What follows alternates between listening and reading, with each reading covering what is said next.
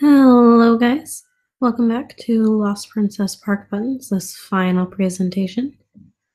Let's open this presentation up and start going for it. Alrighty, oh, they are the wrong slide. Wonderful. So this is Lost Princess Park Buttons.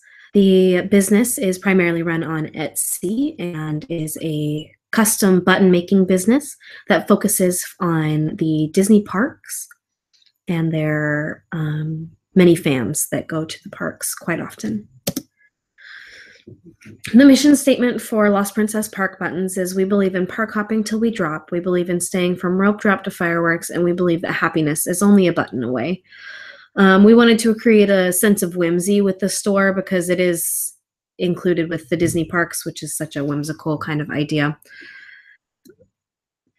So our goals for this semester's project, we're going to be gain 500 new followers, boost sales by 25%, and create a social media campaign that is unique to the Lost Princess Park Buttons brand. I felt like these were very simple but attainable goals. Her business is kind of just starting out. She only has one form of social media. And so this way we can kind of boost her following so that she has this idea that she can move on to different forms of social media and use them as another form for the brand. So our content strategy, Instagram was our sole platform used for the course of this campaign. We did start to work on a Facebook campaign as well. But we decided by the time that the holiday campaign run was coming around that the Facebook page wasn't ready and didn't have quite the following that we wanted. So we decided to take the Facebook page down for a little bit, rework on it, and then maybe debut it sometime in January. With the holiday campaign, we did a lot of holiday images to invoke emotion and nostalgia. These kinds of things encourage sales because it is such a family event with the Disney parks and all of their holiday festivities. Here are some of the images that we have used for the holiday campaign. This is Lindsay's primary content strategy. When it comes to all of her content, it usually is going to be an image like this with a hand holding a button in the foreground and some kind of background that is at the parks. I liked this one with the hot chocolate from the Disney Park Starbucks at the castle in the background. I felt like it really kind of has great like photographic value, and it kind of stands apart from the basic photo in the button in the foreground, castle in the background type of photo. Our engagement strategy is focused on the nostalgia of the holidays and direct call to actions. That was something that I noticed that Lindsay didn't have a lot of. She was focused more on cute sayings or little song quotes, but no call to actions of check out the store or here's a link to the shop. Buy buttons now, kind of things like that. So I had her start to include those in her holiday posts and as well as her regular content. By using the feelings of the holidays, we were able to get a lot more engagement on the posts that were part of the holiday campaign.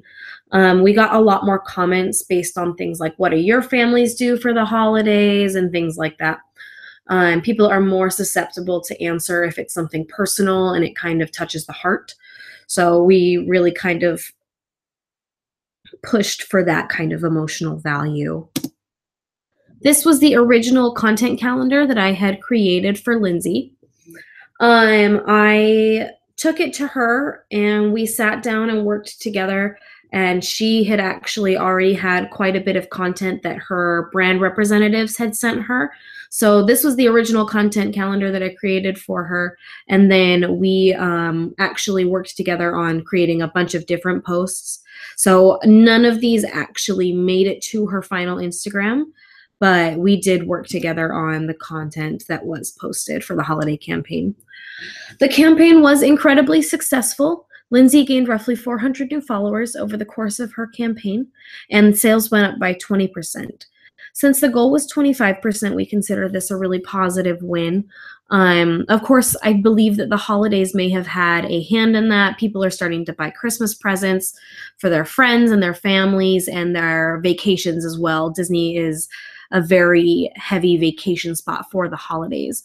We also got a lot more engagement as the comments on photos where call to actions were used rather than simple statements. We got a lot more comments, we got a lot more follows, and we actually got a lot more click through to the stores as well.